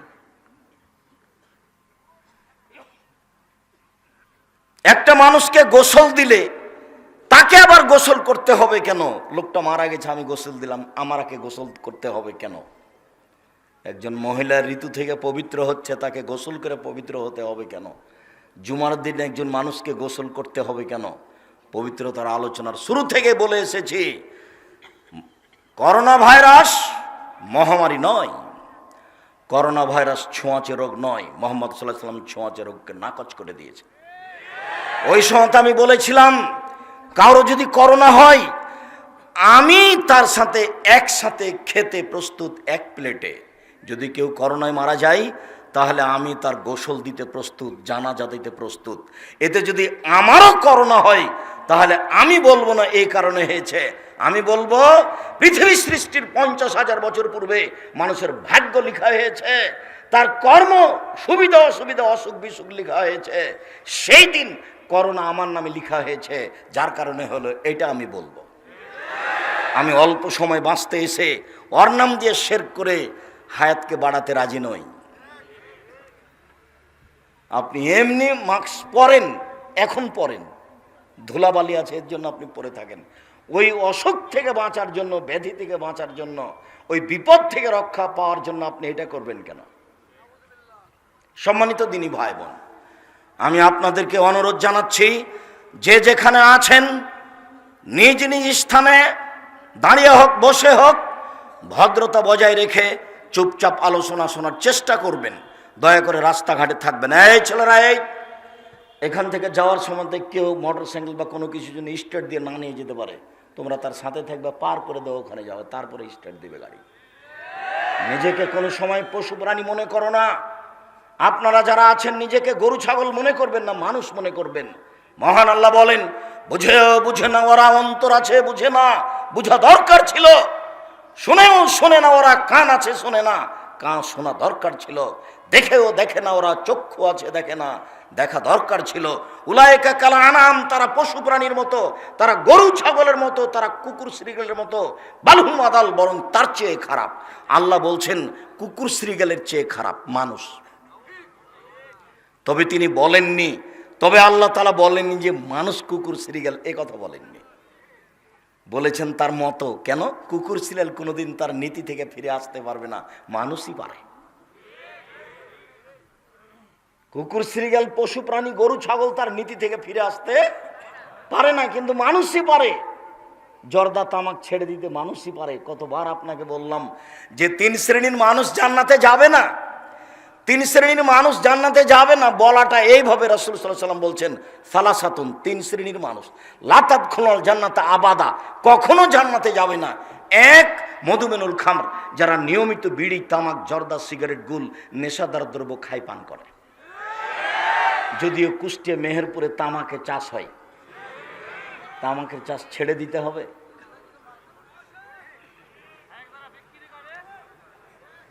দুই, ওর রাজালাতু মিনান নিসায়ে, পুরুষের বেশধারী নারী, যারা পুরুষের জুতা স্যান্ডেল পরে, যারা পুরুষের শার্ট প্যান্ট পরে, যারা পুরুষের পোশাক পরে, তারা জান্নাতে যাবে না। এ কথা মুহাম্মদ সাল্লাল্লাহু আলাইহি সাল্লাম বলেন। তিনি বলেন, ও দায়ুস আল্লাযী ইউকরি ফি আহলি আল খাবাসা, দায়ুস জান্নাতে যাবে না যে তার পরিবারে বেহায়াইর সুযোগ দিয়েছে। বাপ চলে গেছে 3 চিল্লে 4 মাসে লন্ডনে আছে, তাসবিহ পিটছে, আর মেয়ে ঢাকা বিশ্ববিদ্যালয়ে আরেকজনের সাথে ঘুরে ধর্ম দেখাচ্ছে। এর নাম ধর্ম নয়। জন্ম দিতে পারলে বাপ হওয়া যায় না, ক্ষমতার নাম বাপ, নীতির নাম বাপ। রাসূল সাল্লাল্লাহু আলাইহি ওয়াসাল্লাম বলছেন, অল ইমামুর রাজুলের রায়না মাসউলুন রায়াতি, যারা দেশের নেতা, তার নেতৃত্ব সম্পর্কে বিচারের মাঠে জবাব দিতে হবে। আর রাজুল রাইন ফি আহলি বাইতিহি, যে বাড়ির মালিক, পিতা, ছেলের বাপ, মেয়ের বাপ, বৌমার শ্বশুর, একে তার বিচারের মাঠে তার এই দায়িত্ব সম্পর্কে শক্তভাবে মুখামুখি কঠোর জবাব দিতে হবে। অল মারাতু রাহিতুন ফি বাইতি যাওজিহা, বাড়িতে ছেলের মা, মেয়ের মা, বৌমার শাশুড়ি, এই মহিলাকে তার বাড়ির নেতৃত্ব সম্পর্কে একবারে অক্ষরে অক্ষরে জবাব দিতে হবে। জবাব দিতে না পারলে বিচারের মাঠেও সফল হতে পারবে না, তাহাজ্জুদ টিকবে না। এই রহস্য কোনোদিন আপনাকে আমি বুঝাতে পারলাম না। জাবের রাদিয়াল্লাহু তাআলা আনহুকে আল্লাহর নবী বলছেন, সবাইকে আল্লাহর নবী বললেন যে আমরা এখন মদিনায় ঢুকবো না, যুদ্ধ করে আসছি, আমরা এখানে রাত্রে থাকি, সকালে আমরা নিজ নিজ বাড়িতে যাব। তো জাবের বলছেন, আল্লাহর নবী, আমি নতুন বিবাহ করেছি, আমাকে বাড়ি যেতে অনুমতি দেন। তো আল্লাহ রাসূল ওই অনুমতির সাথে কিছু কথা বলতে লাগলেন যে, হাল্লা বিক্রানা সাইয়্যিবা, তুমি যে বিবাহ করেছ, তো কুমারী মেয়ে বিবাহ করেছ না তালাক প্রাপ্তা মেয়ে বিবাহ করেছ? তখন জাবির রাদিয়াল্লাহু আনহু বলছেন, সাইয়্যিবা, তালাক প্রাপ্তা মেয়ে বিবাহ করেছি। তখন আল্লাহ রাসূল বলছেন, হাল্লা বিক্রান তুলাইবকা, তুমি অবিবাহিতা কুমারী মেয়ে কেন বিবাহ করলে না? তুমি তার সাথে খেলতে, ও তোমার সাথে খেলতো। আচ্ছা যাক, রাসূল সাল্লাল্লাহু আলাইহি ওয়াসাল্লাম যা বললেন। এখন জাবের কি বলছেন শোনেন। জাবের বলছেন, আল্লাহর নবী, আমার বাপ ওহুদের যুদ্ধে মারা গেছেন, 9 জন মেয়ে রেখে আমার 9টা বোন। অন্য এক বর্ণনা রয়েছে, আমার বাপ ওহুদের যুদ্ধে শহীদ হয়েছেন, 6টা মেয়ে রেখে আমার 6 জন বোন। আমি চাইনি আমার বোনের মতো বয়সের একটা মেয়েকে বিবাহ করতে, আমি এমন মেয়েকে বিবাহ করতে চেয়েছি যেই মেয়ে তুয়াদ্দেবহুন্না, এদের শিষ্টাচার দিতে পারবে, ওয়াতুয়াল্লিমহুন্না, এদের বিদ্যা দিতে পারবে, ওয়াতুরাজ্জালহুন্না, এদের মাথার চুল চিরুনি করে দিতে পারবে, ওয়াত্তাকুম আলাইহিন্না, যে এদের সামনে পাহারা দিতে পারবে, আমার বোনদেরকে পাহারা দিতে পারবে। মা মানে পাহারাদার, মা মানে পাহারাদার। আমি এই কথা বলিনি, মুহাম্মদ সাল্লাল্লাহু আলাইহি ওয়াসাল্লাম এই কথা বলেন। তার মুখের ভাষা আরবি আপনাকে শোনালাম। ছেলে খারাপ হয়েছে এর জন্য গ্রামবাসী দায়ী নয়, ছেলে খারাপ হয়েছে এর জন্য বাপ মা দায়ী। মেয়ে খারাপ হয়েছে এর জন্য গ্রামবাসী দায়ী নয়, মেয়ে খারাপ হয়েছে এর জন্য মা দায়ী। রাসূল সাল্লাল্লাহু আলাইহি সাল্লাম বলছেন, কুল্লু মাউলুদিন ইউলাদ আলাল ফিতরা ফাবুহু ইউহাব্বিদানা হিউমানাজিসানিহি ওয়া ইউনাসরানিহি, প্রত্যেকটা ছেলে মেয়ে ইসলামী ধারণ ক্ষমতা নিয়ে জন্ম নেয়, প্রত্যেকটা ছেলে মেয়ে ইসলামী ধারণ ক্ষমতা নিয়ে জন্ম নেয়। 5 ওয়াক্ত সালাত আদায় করতে পারবে, এই ক্ষমতা তার ভিতরে আছে। দাড়ি ছেড়ে দিতে পারবে, চাঁচবে না, এই ক্ষমতা তার ভিতরে আছে। টাকনুর নিচে প্যান্ট পরবে না, উপরেই পরবে, এই ক্ষমতা তার ভিতরে আছে। তো টাকনুর নিচে প্যান্ট পরলো কেন? দাড়ি চাঁচলো কেন? দোকানে বসে আড্ডা পিটলো কেন? সুদ ঘোষ জুয়ায় অংশগ্রহণ করলো কেন? রাসূল সাল্লাল্লাহু আলাইহি ওয়াসাল্লাম বলছেন, ওর বাপ মা করতে বলেছে এই জন্য। মেয়েটা নগ্ন পোশাকে আছে কেন? এখন ক্লাস 10-এ পড়ে, ওর বাপ তাহাজ্জুদ পড়ে, এখন বসে আছে, মাথায় কাপড় নেই। এর জন্য জবাব আমি দিব, ওই কাপুরুষ বাপে দিবে, আমি দিব কেন? জন্ম আমি দিয়েছি, জন্ম আপনি দিয়েছেন, আপনি প্রস্তুত থাকেন। আল্লাহর নবী আপনাকে বলছেন পাহারাদার এই ছেলেমেয়ের, এই বাড়ির পাহারাদার আপনি, জবাব আপনাকে দিতে হবে। এই বাড়ির পাহারাদার আপনার স্ত্রী, আপনার মেয়ের প্রত্যেকটা অন্যায়ের জবাব আপনার স্ত্রীকে দিতে হবে, আপনাকে দিতে হবে। তাই রাসূল সাল্লাল্লাহু আলাইহি ওয়াসাল্লাম বলছেন 3 শ্রেণীর মানুষ জান্নাতে যাবে না। ভুল বুঝিয়েন না, কথা আমি বোঝানোর চেষ্টা করেছি। প্রত্যেক দিন আপনার মেয়ে স্কুল থেকে আসে বিকাল 2টার সময়, আজকে এসেছে 2:30টার সময়। ওই সময়ে আপনার স্ত্রী সলাত আরম্ভ করতে যাচ্ছিল, সলাত নামাজ পড়বে, এই সময়তে মেয়ে বাড়িতে ঢুকেছে। দায়িত্ব আগে, মেয়েকে আগে জিজ্ঞাসা করতে হবে, আম্মু প্রতিদিন 2টায় আসো, আজকে 2:30টায় আসলে 1 ঘন্টা লেট করলে কেন? এটা রহস্য আগে বের করতে হবে, তারপরে কোনো কথা।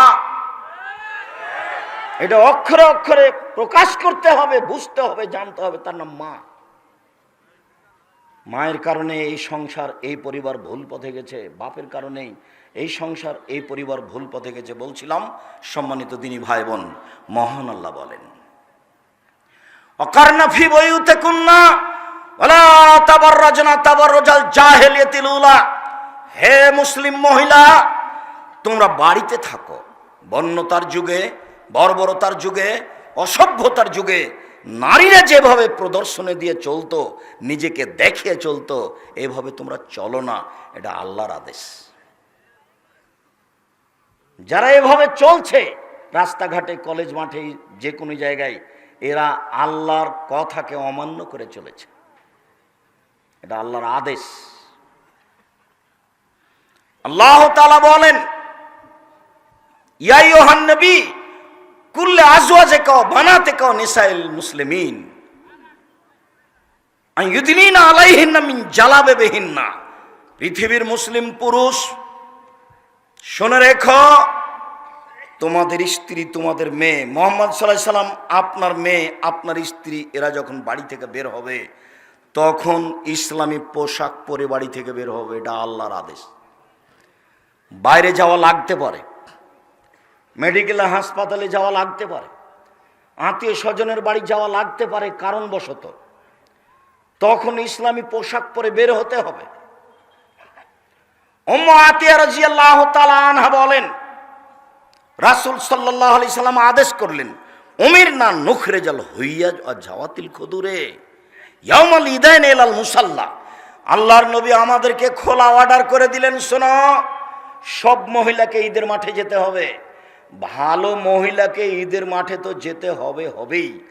যারা ঋতুবতী, যাদের হায়েজ হয়েছে, যারা যুবতী, এদেরকে ঈদের মাঠে যেতে হবে, জরুরি আদেশ।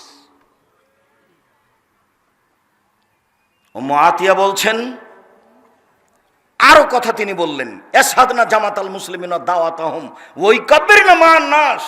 এসব ঋতুবতী মহিলারা ঈদের মাঠে যাবে, ইমামের বক্তব্য শুনবে, জনগণের সাথে তাকবীর পাঠ করবে, আল্লাহু আকবার, আল্লাহু আকবার, লা ইলাহা ইল্লাল্লাহ, আল্লাহু আকবার, আল্লাহু আকবার, ওয়ালিল্লাহিল হামদ। এই কথা মুহাম্মদ সাল্লাল্লাহু আলাইহি সাল্লাম বললেন। ঈদের মাঠে যাবে, সালাতের সময় পৃথক হয়ে থাকবে, জনগণের সাথে তাকবীর পাঠ করবে, ইমামের বক্তব্য শুনবে। এই জন্য যেতে হবে, যেতে বাধ্য। তখন আমাদের একজন বলল, আল্লাহর নবী, ইহদানা লাইসা লাহা জিলবাব। আমাদের কোন মহিলা এমনও আছে যার চাদর নাই, বাইরে যাওয়ার মতো চাদর নাই, তাহলে কি করবে? তখন রাসূল সাল্লাল্লাহু আলাইহি ওয়াসাল্লাম বলছেন, লেতুল বেসাহা সাহেবাতা মিন জিলবাবিহা। ওর সাথী, ওর বান্ধবী, ওর কোনো দিনী বোন তাকে চাদর দিবে, তাহলে আরেকজনের চাদর ধার করে নিয়ে ঈদের মাঠে যাবে। এই কথা মুহাম্মদ সাল্লাল্লাহু আলাইহি ওয়াসাল্লাম বলেন। এই বুখারী মুসলিমের হাদিসে কি বলতে চেয়েছি? যেটা বলতে চেয়েছি সেটা হলো এই, যে মুসলিম মহিলা বাড়ি থেকে বের হলে ইসলামী পোশাক পরে বের হবে। এটা আল্লাহ বলছেন, এটা আল্লাহর নবী বলছেন। মহান আল্লাহ বলেন, ওয়াইদা সালতুমুহুন্না মাতান ফাসআলুহুন্না মিন ওয়ারাই হিজাব। তোমাদের যদি অপর মহিলাদের সাথে কথা বলা লাগে, কোনো প্রয়োজনীয় কিছু লেনদেন করা লাগে, তাহলে অন্তরাল আট থেকে কথা বলো, অন্তরাল আট থেকে লেনদেন করো। যালিকুম আথারুলে কুলুবিকুম কুলুবিহিন্না। অন্তরাল থেকে কথা বললে তোমার অন্তরটাও পবিত্র থাকবে, তার অন্তরটাও পবিত্র থাকবে। তোমাকে দেখে কিছু মন্তব্য করবে না, তুমিও তাকে দেখে কিছু মন্তব্য করবে না। তুমি তো দেখতেই পাচ্ছ না, তো মন্তব্য করবে কি করে? এটা আল্লাহ বলছে। তাহলে আমাদের অবস্থা কি হতে পারে? একটু 1 মিনিট, এই ছেলে বসো, দয়া করে কোনো দিনই ভাই বোন আমাকে কাজ দেখাবেন না। আপনার কোনো জরুরি কাজ এখন আমাকে দেখাবেন না, দয়া করে। আপনাকে আমি অনেক ভালোবাসি। এত কষ্ট করে কয়েকটা জেলা থেকে আপনি এসেছেন আমাকে দেখার জন্য নয়, কিছু কথা শোনাও মানার জন্য। আমি আপনার ভালোবাসাতেই এসেছি। যদি মানুষের কথার কারণে প্রোগ্রাম বাদ দিতাম, তাহলে এইখানে আর অন্তত আমি আব্দুর রাজ্জাক আসতাম না। কিন্তু মানুষের কথা কে কি বলল, এটা আমি কোনোদিন পিছনে তাকিয়ে দেখিনি। কে কোন বক্তব্য দিল, এটা আমি কোনোদিন পিছনে তাকিয়ে দেখিনি। কে আমাকে গালি দিল, কে আমাকে পয়সা দিল না, এটা আমি কোনোদিন তাকিয়ে দেখিনি। ওই পর্যন্তই শেষ। আমি তো বলেছি 90 সাল থেকে নিয়ে এখন পর্যন্ত আমি কোনোদিন মানুষকে পথ খরচ পাথেওর কথা বলিনি। কে যদি প্রমাণ করে দিতে পারে যে আব্দুর রাজ্জাক সাহেব আমাকে একদিন পথ খরচ পাথেওর কথা বলেছিল, আমি সেদিন থেকে আর বক্তব্য দিব না। আমি তো মানুষকে বলেছি, মানুষ যদি প্রমাণ করতে পারে যে আব্দুর রাজ্জাক সাহেব তার পরিচয়টা আমাকে বলেছেন, আমি আমার জীবনে কোনোদিন মানুষকে পরিচয় দিইনি। জোর করে চাপ দিয়ে বলেছে যে আপনার নামটা তো বিজ্ঞাপন পোস্টারে লিখতে চাচ্ছি, কিভাবে লিখবো? চাপ দিয়েছে যখন, তখন আমি বলেছি আমার নাম আব্দুর রাজ্জাক আর আমার বাপের নাম ইউসুফ, বাপ বেটা মিলে আব্দুর রাজ্জাক বিন ইউসুফ। এর চেয়ে আমি দীর্ঘ 32 বছরে কোনোদিন বেশি বলিনি। প্রমাণ করতে হবে কাউকে যদি বলে থাকি। এ দিয়ে আপনাকে আমি পরকালমুখী করতে চাচ্ছি। আল্লাহ তুমি সাক্ষ্য, আল্লাহ তুমি দেখছো, মানুষের অন্তরকে তুমি জানো। সত্য সত্যই যদি এই দিয়ে তোমাকে সন্তুষ্ট করতে চাই, মানুষকে পরকালমুখী করতে চাই, তাহলে তুমি এই কথাগুলি মানুষের জন্য গ্রহণীয় হিসাবে কবুল করো।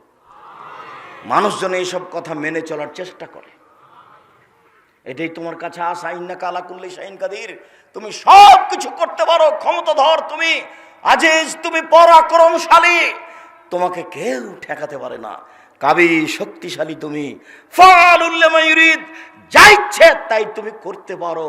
আদ সামুদকে ধ্বংস করে দিয়েছো, পরোয়া করনি তুমি।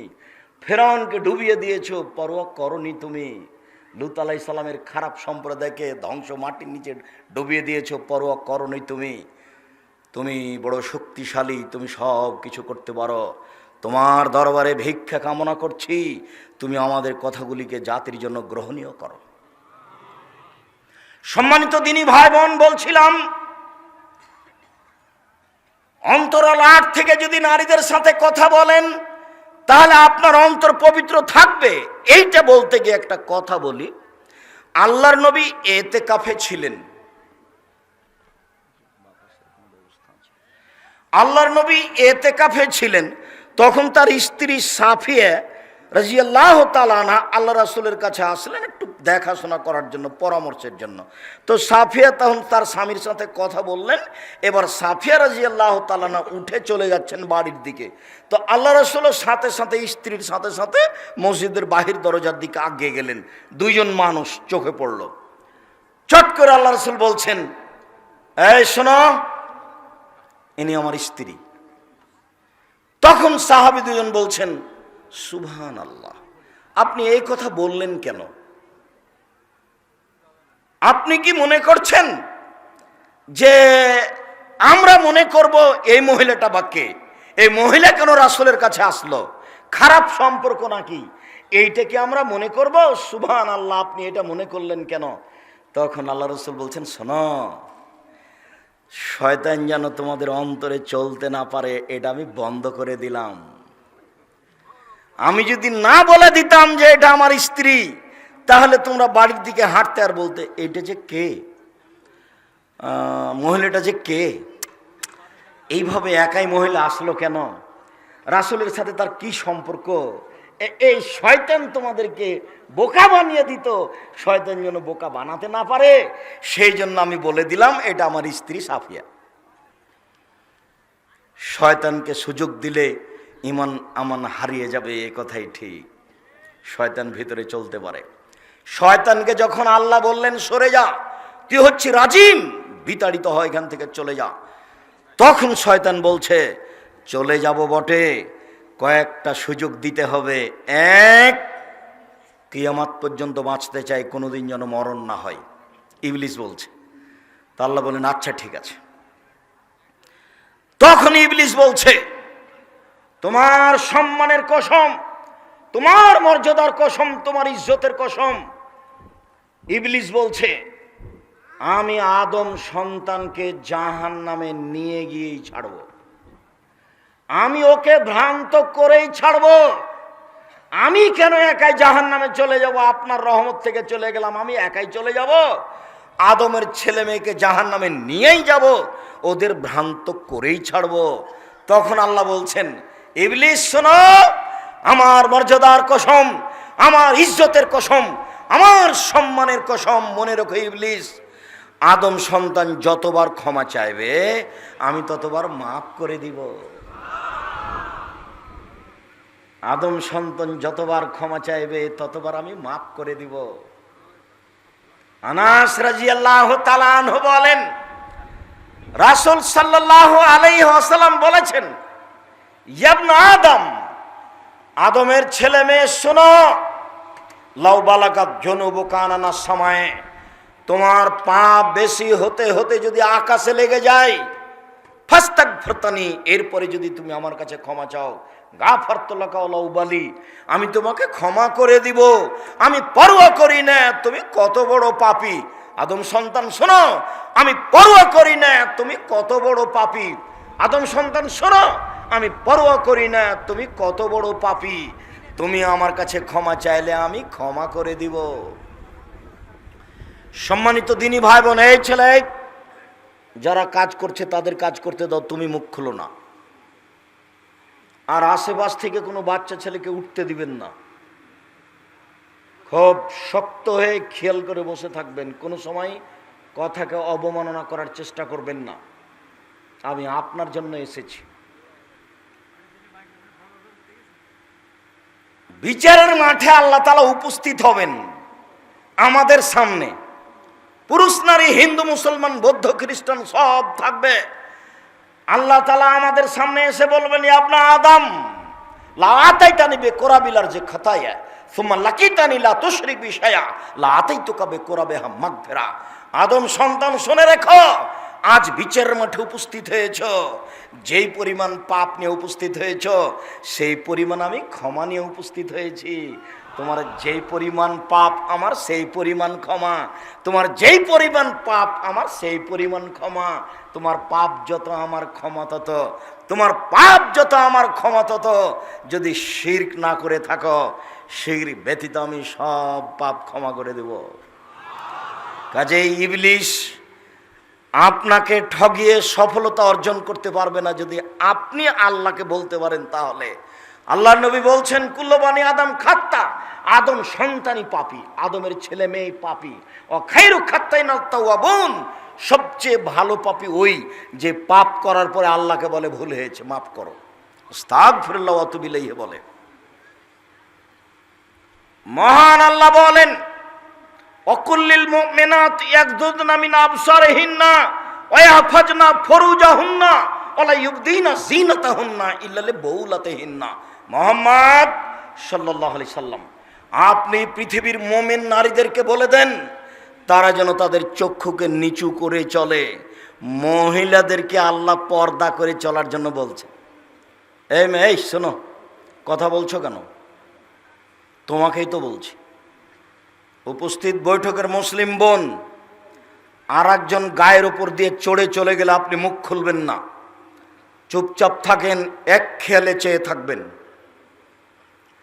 আল্লাহ বলছেন যে মহিলাদেরকে চক্ষু নিচু করে চলতে হবে।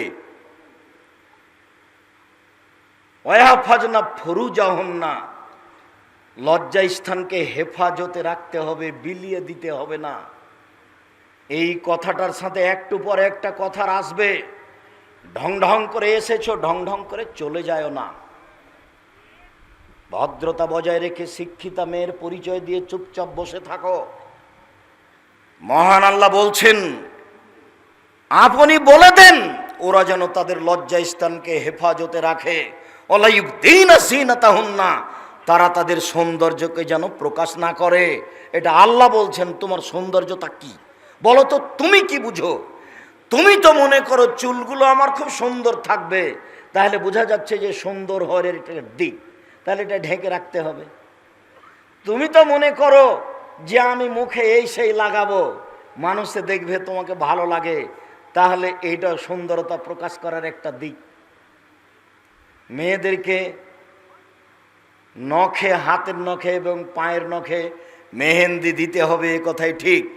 মেহেদি দিতে হবে, এ কথাই ঠিক, জরুরিভাবে দিতেই হবে, দিতে বাধ্য। কেন? একজন মহিলার নিকট থেকে আল্লাহর নবী একটা পত্র নিলেন, তো মহিলার হাতে মেহেদি ছিল না। আল্লাহ রসুল হাতটার নিন্দা করে বললেন, আমি আদৌ রাজিল্লা নামেমরা, এই হাতটা মহিলার হাত না পুরুষের হাত? পুরুষের হাত তাই তো মেহেদি নেই, মহিলার হাত তাই তো মেহেদি আছে। পুরুষ থেকে পৃথক করে রাখতে হবে হাতকে, কি দিয়ে? মেহেদি দিয়ে। পুরুষ মেহেদি হাতে দিতে পাবে না। রাসূল সাল্লাল্লাহু আলাইহি সাল্লাম বলছেন, তিবুর রিজালে মা জাহারা লাউনুহা মা জাহারা রিহুহা, পুরুষের সুগন্ধি হচ্ছে যার গন্ধ পাওয়া যায়, দেখতে পাওয়া যায় না। পুরুষের সুগন্ধি হচ্ছে যার গন্ধ পাওয়া যায়, দেখতে পাওয়া যায় না। আর মহিলাদের সুগন্ধি হচ্ছে যা দেখতে পাওয়া যায়, গন্ধ পাওয়া যায় না। যা দেখতে পাওয়া যায়, গন্ধ পাওয়া যায় না। যা দেখতে পাওয়া যায়, গন্ধ পাওয়া যায় না। তাহলে ওদেরকে সাজগোজ করে থাকতে হবে, এটাই ঠিক। চাঁপাই নবাবগঞ্জে বলে, সাজালে কুজালে হয় নারী, আর লিপলে পুঁছলে হয় বাড়ি। লেপা পোঁছা বুঝেন? তাকে সাজগোজ করে থাকতে হবে, এ কথাই ঠিক। মেহেদি তার হাতের নখে থাকবে, পায়ের নখে থাকবে, এ কথাই ঠিক।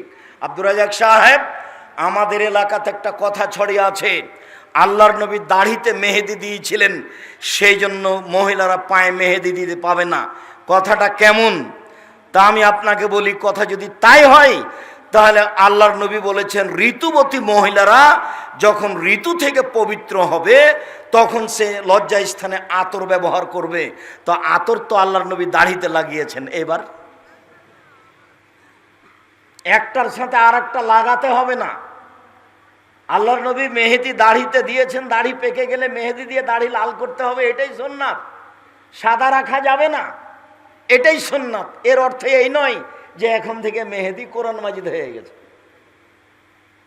এটা নয়, ওটা একটা নীতি। কোনো মহিলা নখে নেইল পালিশ দিতে পাবে না। ইহুদি খ্রিস্টানদের পতিতালয়ের মহিলাদের বৈশিষ্ট্য হচ্ছে নখে নেইল পালিশ দেওয়া।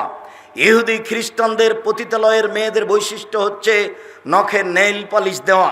নেইল পালিশ মোটা, অজু হবে না, সলাৎ হবে না, এই জন্য দেওয়া হবে না, এই কথাটা নয়। এটা হচ্ছে ইহুদি খ্রিস্টানদের পতিতালয়ের মেয়েদের বৈশিষ্ট্য, এই জন্য দেওয়া হবে না। কপালে টিপ দেওয়া হবে না, এই জন্য যে হিন্দু মেয়েদেরকে বিবাহ করার 10টা পদ্ধতি আছে, তার একটা পদ্ধতির নাম রাক্ষসী বিবাহ। মেয়ের বাপ বিবাহ দিবে না, ছেলেটা জোর করে বিবাহ করবে। ছেলেটা যদি তার কপালে টিপ দিয়ে দিতে পারে, তাহলে বিবাহ হয়ে গেছে। তার নাম রাক্ষসী বিবাহ। টিপটা তাদের পক্ষ থেকে এসেছে, যার কারণে মুসলিম মহিলা কপালে টিপ দিতে পাবে না। তাই তো মুসলিম মহিলা কপালে সিঁদুর দেয় না, তাই তো মুসলিম মহিলা হাতে শাখা পরে না, ওই যে সাদা চুড়িটা। ওর ওটা বৈশিষ্ট্য, সে এটা ছাড়ে না। মুসলিম মহিলায় বিক্রি হয়ে যায়, এখানে সেখানে ঘুরে হিন্দুদের মেলায় গিয়ে সময় কাটায়। সম্মানিত দিনী ভাই বোন, বলছিলাম মহান আল্লাহ বলেন, পৃথিবীর মুসলিম মহিলা শুনে রাখো, তোমাদেরকে চক্ষু নিচু করতে হবে, তোমাদের লজ্জা স্থানকে জেনা থেকে হেফাজত করতে হবে। আল্লাহ তাআলা বলেন, তোমাদের সৌন্দর্যকে ঢেকে রাখতে হবে। তবে স্বামীর সামনে মাথার চুল খুলে রাখা যায়, সৌন্দর্য প্রকাশ করা যায়। শ্বশুরের সামনে করা যায়, ছেলের সামনে করা যায়, ভাইয়ের ছেলের সামনে করা যায়, বোনের ছেলের সামনে করা যায়, আর একজন মহিলার সামনে করা যায়, বাড়ির দাসীর সামনে করা যায়। এইভাবে আল্লাহ তাআলা ধারাবাহিকভাবে উল্লেখ করলেন। সম্মানিত দিনী ভাই বোন, আবু সাঈদ খুদরি রাদিয়াল্লাহু তাআলা আনহু বলেন, রাসূল সাল্লাল্লাহু আলাইহি সাল্লাম বলেছেন, পৃথিবীর মানুষ ফাত্তাকুদ দুনিয়া ওয়াত্তাকুন নিসা, তোমরা পৃথিবী থেকে বেঁচে থাকো এবং মহিলা থেকে বেঁচে থাকো। ফাওয়াল ফিতনা ফি বনি ইসরাইল কানাত ফিন নিসায়ে, প্রথম সমস্যা মহিলাদের মধ্যে দেখা দিয়েছে বনি ইসরাইলের যুগে। অতএব মহিলা থেকে সাবধান থাকো। মহিলা থেকে কথা বলার ব্যাপারে, চলার ব্যাপারে, পড়াশোনার ব্যাপারে, লেনদেনের ব্যাপারে, সব ব্যাপারে সাবধান থাকো। ও তোমাকে বেকায়দায় ফেলে দিবে। ধারাবাহিক আমি আলোচনা আপনার সামনে পেশ করছি, খেয়াল করে থাকবেন। যাক, বুঝলাম মহিলারা বিপজ্জনক বস্তু, তাই বাঁচতে বলেছেন। পৃথিবী জড় বস্তু, পৃথিবী কি করতে পারে যে আল্লাহ বলছেন তোমরা মাটি থেকে বেঁচে থাকো? বিচারের মাঠে আল্লাহ তাআলা মানুষকে এমনিতে জাহান্নামে দিবেন না, মানুষকে অপরাধী প্রমাণ করবেন, তারপর জাহান্নামে দিবেন। প্রত্যেক মানুষের জন্য 99টা খাতা আছে। এক একটা খাতা এত বড় লম্বা, চোখের পাওয়ার যত দূর যায় সবাইকে তার হাতে খাতা দেওয়া হবে। খাতা দিয়ে তাকে বলা হবে পড়ো, ইকরা কেতাবাক, তুমি তোমার নিজের খাতা পড়ো, কি লেখা আছে। আপনি আরবি জানলেও পড়তে পারবেন, আরবি না জানলেও পড়তে পারবেন। আপনি পড়বেন আর বলবেন মালি হাদাল কিতাব, কি আশ্চর্য ধরনের খাতা, লা ইউগাদিরু সাগীরাতান ওয়ালা কাবীরা, জীবনের ছোট কথাও লেখা আছে, বড় কথাও লেখা আছে। আপনি নিজের পাপ নিজেই পড়বেন, ঢেকে রাখার কোনো পথ নেই। মাটি কথা বলবে। আল্লাহ তাআলা বলছেন ইয়াউমাইযিন তুহাদ্দিসু আখবারাহা, যেদিন মাটি টপ টপ টপ টপ করে কথা বলবে। কোথায় বসে আপনি জেনা করেছেন, মাটি ছবি সহ ধরে রেখেছে। কখন ভাবির সাথে কথা বললেন, মাটি ছবি সহ ধরে রেখেছে। আজকে কার সাথে মোটরসাইকেলে কার পিছনে এসেছেন, কাকে নিয়ে এসেছেন, এই ছবি ধরে রেখেছে মাটি। বিচারের মাঠে আপনাকে দেখতে বলা হবে, বিচারের মাঠে মাটি কথা বলবে। তখন আপনি অবাক হয়ে যাবেন, এ আবার কেমন কথা। মোবাইলের মুখ নাই তবু মোবাইল কথা বলতে পারে। মানুষের তৈরি যন্ত্র মুখ ছাড়াই কথা বলতে পারে। সর্বশক্তিমান আল্লাহ, ইন্নাকা আলা কুল্লি শাইইন কাদির, তুমি সব কিছু করতে পারো এমন সত্তা, ক্ষমতাধর আল্লাহ এই মাটিকে একটা উন্নত মানের যন্ত্র করতে পারেন না? মাটি খুব অত্যাধুনিক আধুনিক যন্ত্র। আপনার ছবি সহ আপনার কর্ম ধরে রেখেছে। বিচারের মাঠে বলে আপনাকে অপরাধী প্রমাণ করে জাহান্নামে দেওয়া হবে। আপনার সব অপরাধকে টিভির পর্দার মতো দেখানো হবে। মহান আল্লাহ বলছেন মিসকালা যারাতিন খায়রা ইয়ারা, মিসকালা যারাতিন শাররা ইয়ারা। কেউ যদি বিন্দু মাত্র পাপ করে থাকে সে দেখতে পাবে, কেউ যদি বিন্দু মাত্র নেকি করে থাকে সে দেখতে পাবে। আবু সাঈদ খুদরি রাদিয়াল্লাহু তাআলা আনহু বলেন, রাসূল সাল্লাল্লাহু আলাইহি সাল্লাম বলেছেন, যেদিন মানুষ তার প্রতিপালকের সাথে কথা বলবে সামনাসামনি মুখামুখি, লাইসা বাইনাহু বাইনাহু তারজুমান, আল্লাহ এবং ব্যক্তির মাঝে কোনো দোভাষী থাকবে না, কোনো অন্তরাল থাকবে না। আপনার এবং আল্লাহর মাঝে কোনো দোভাষী অন্তরাল থাকবে না। সামনাসামনি কথা হবে। আপনাকে আল্লাহ তাআলা 5টা বিষয়ে জিজ্ঞাসা করবেন। যখন জিজ্ঞাসা শুরু হবে তখন আপনি ডান দিকে লক্ষ্য করবেন। আল্লাহ রাসূল বলছেন ফায়ানজুরু আইমানা মিনহু, সে তার ডান দিকে লক্ষ্য করবে। ফায়ারা মা কাদ্দামা মিন আমালিহি, জীবনের সব কর্ম ডান দিকে দেখতে পাবে। ওই যে সেদিনের কর্ম, ওই যে সুদ ঘুষ, ওই যে জেনা, সব দেখতে পাবেন, একবারে চলে আসছে আপনার সামনে। সুম্মা ইয়ানজুরু আয়সারা মিনহু, সে তার বাম দিকে লক্ষ্য করবে। বাম দিকে লক্ষ্য করলে পুরো জীবন কর্ম দেখতে পাবে। যা দেখলো ডানে তা দেখবে বামে, যা দেখলো ডানে তা দেখবে বামে। এবার সামনের দিকে দেখলে জাহান্নাম দেখতে পাবে। এইটা অবস্থা বিচারের মাঠের। এই কথা মুহাম্মদ সাল্লাল্লাহু আলাইহি সাল্লাম বলেন, হাদিস বুখারী মুসলিম। সম্মানিত দিনী ভাই বোন, আপনাকে মানুষকে অপরাধী করার আরেকটা প্রমাণ হচ্ছে এই যে বিচারের মাঠে হাতে কথা বলবে, জীবনে যা করেছে। কোন মেয়ের গায়ে হাত লাগিয়েছেন, হাত টপ টপ করে বলবে। হাত যে কত বড় শত্রু তা আমি এখন বুঝাতে অক্ষম। যখন হাতে কথা বলবে তখন পা বলবে, হাত তুমি ঠিক বলেছ। তাহলে কি হলো এবার? শুধু আপনার আত্মা আপনার সাথে আছে, শুধু আত্মার দিক দিয়ে আপনি অপমান হচ্ছেন, এই যা সবকিছু আপনার বিরুদ্ধে। তার নাম বিচারের মাঠ। বিচারের মাঠ বড় কঠিন। কবর যত কঠিন, কিয়ামত তার চেয়ে অনেক অনেক অনেক বেশি কঠিন। কিয়ামত যত কঠিন, জাহান্নাম তার চেয়ে অনেক অনেক অনেক বেশি কঠিন। কি দিয়ে বুঝায় আপনাকে আমি বিচারের মাঠ কত বড় কঠিন। রাসূল সাল্লাল্লাহু আলাইহি সাল্লাম বলেন, পৃথিবীর মানুষ ফাত্তাকু দুনিয়া ওয়াত্তাকুন নিসা, তোমরা দুনিয়া থেকে বেঁচে থাকো, তোমরা মহিলা থেকে বেঁচে থাকো। উসামা বিন যায়েদ রাদিয়াল্লাহু তাআলা আনহু বলেন, রাসূল সাল্লাল্লাহু আলাইহি সাল্লাম বলেছেন, মা তারাকতু বাদি ফিতনাতান আযারাল রিজাল মিনান নিসায়ে। মুহাম্মদ সাল্লাল্লাহু আলাইহি সাল্লাম বলেন, আমার জীবনে আমি ছাড়িনি কোনো বস্তু পৃথিবীতে যেটা পুরুষের জন্য বেশি বিপজ্জনক হতে পারে নারীদের চেয়ে। আমার জীবনে আমি ছাড়িনি কোনো বস্তু যেটা পুরুষের জন্য বেশি বিপজ্জনক হতে পারে নারীদের চেয়ে।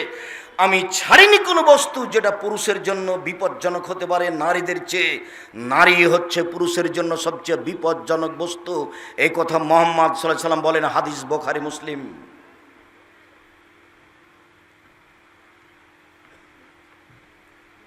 আবু হুরায়রা রাদিয়াল্লাহু তাআলা আনহু বলেন, আবু সাঈদ খুদরি রাদিয়াল্লাহু তাআলা আনহু বলেন, রাসূল সাল্লাল্লাহু আলাইহি সাল্লাম বললেন, ইয়া মাশারান নিসা, হে মহিলাদের দল, তোমরা শুনে রেখো, মা রাআইতু মিন নাকাসে তাকলিন ও দীনিন আযহাবাল রুবির রাজুলিল হাজম মিন ইহদাকুন্না। তোমরা এমন একটা জাতি যে বুদ্ধিমানের বুদ্ধিকে নষ্ট করতে পারো। তোমাদের চেয়ে কেউ বুদ্ধিমানের বুদ্ধিকে নষ্ট করতে পারে না। তোমরা এমন জাতি যে বুদ্ধিমানের বুদ্ধিকে নষ্ট করতে পারো। তোমরা এমন জাতি যে বুদ্ধিমানের বুদ্ধিকে নষ্ট করতে পারো। একবার যদি ও হাসি মুখে কথা বলে তাহলে আপনার ঈমান বিক্রি হয়ে যাবে, তার নাম নারী। এ কথা মুহাম্মদ সাল্লাল্লাহু আলাইহি সাল্লাম বলেন। সম্মানিত দিনী ভাই বোন, আবু সাঈদ খুদরি রাদিয়াল্লাহু তাআলা আনহু বলেন, রাসূল সাল্লাল্লাহু আলাইহি ওয়াসাল্লাম বললেন, ইয়াকুমুদ দুখুল আলা নিসায়ে, মহিলাদের কাছে যায় না, মহিলাদের সাথে কথা বলতে যায় না, ওদের সাথে কথায় জড়িয়ে পড়ো না, ওদের থেকে দূরে থাকো। তখন একজন আনসারী সাহাবী বলছেন, আল্লাহর নবী, আলহামু, তো বাড়িতে যে দেবর থাকে, দেবরের ব্যাপারে আপনি কি বলছেন? তখন আল্লাহ রাসূল বলছেন, আলহামুল মউত, দেবর হচ্ছে মরণের মতো। মালাকুল মউতকে যেমন ভয় করতে হয়, দেবরকে তেমন ভয় করতে হবে। ও আদরের বস্তু মনে করতে হবে না, ওকে খানা পানি দিতে হবে, এ কথাই ঠিক। তাকে মূল্যায়ন করতে হবে, এ কথাই ঠিক। নিজেকে খুব হেফাজতে রেখে, সাবধানে রেখে বাড়িতে থাকতে পারে, এ কথাই ঠিক। যদিও